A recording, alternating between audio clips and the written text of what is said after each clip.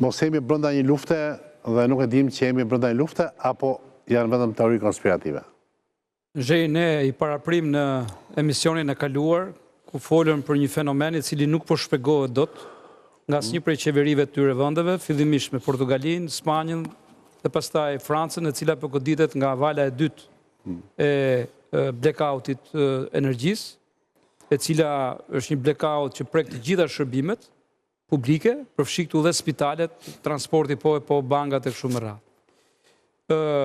Çka ka si pasojë kaosin, trazirat, pra vim tek i njëjti konkluzion që jepet në doktrinat mbi luftën hibride.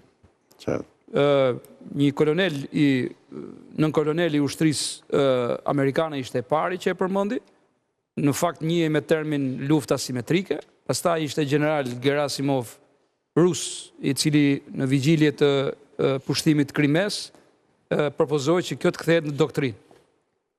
Doktrinat ecin më shpejt dhe vitalizohen dhe konsolidohen goxha kur ka luftra, kur ka konflikte, dhe ajo ndodhi vërtet, qëlloi që Krimeja fillimisht nuk u pushtua ushtarakisht, po ishin ndërhyrja në zgjedhje, ndërhyrja në portale, dezinformimi dhe të gjitha këto elementë që ne i shikojmë tek lufta hibride. Një luftë jo konvencionale, që s'ka armë, por që përdor. Për këtë rusët akuzuan amerikanët që ndërhyn tek lëvizja Majdan në Ukrainë. Pra do të thënë, operuan se rryma oksidentale. Ka shumë arsye me cilat Rusi është justifikuar, por mbas Krimes nuk po themi ndodhi Ukraina, por ndodhi mbas edhe fillimisht po dhe mbrapa ndodhi Gjeorgjia, ndodhi Kazakistani, ishin shumë për këtyre vendeve që patën ndodhi Bielorusia, ju e mbani mend që vajti deri në brik fati i Lukashenkos dhe pastaj ai u kthye sërish dhe u bë aleati më i ngushtë i Putinit.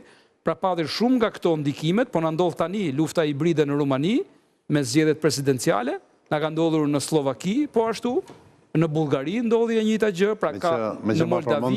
Pra poshtrimi Lukashenko në asnjëherë nuk ha në Moskë. Shkon, Lukashenko shkon për vizitë zyrtare, nuk fut asnjë kohë. Ndihet gjithmonë i rrezikuar. Nuk fut asnjë kohë. Është shumë e vërtetë. Po. Madje në të gjitha këto vende e kanë ndier, sidomos Rumania ka një plan kundër masash, edhe për shkak se është vend aleat i NATO-s, ka një plan kundër masash sepse e kanë ndier më shumë nën lëkurë se çfarë është lufta hibride e vërtetë. Dhe për këtë ka së fundi. Cili është qëllimi i kësaj? Qëllimi është kaosi dhe trazirat që nuk vinë nga një forcë e jashtme, po provokohen nga forcat e jashtme dhe më pas dalin në pa nga vetë qytetarët e një vendi.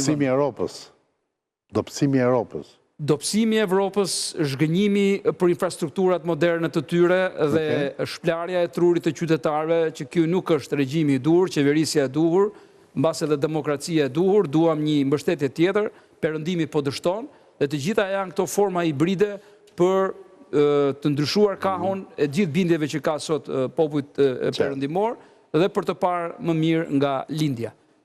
Ju thash është dita zero, ata e përkthejnë nata zero, në fakt bëhet natë, nuk bëhet ditë, mas gjithë këtij sulmi kaq të madh.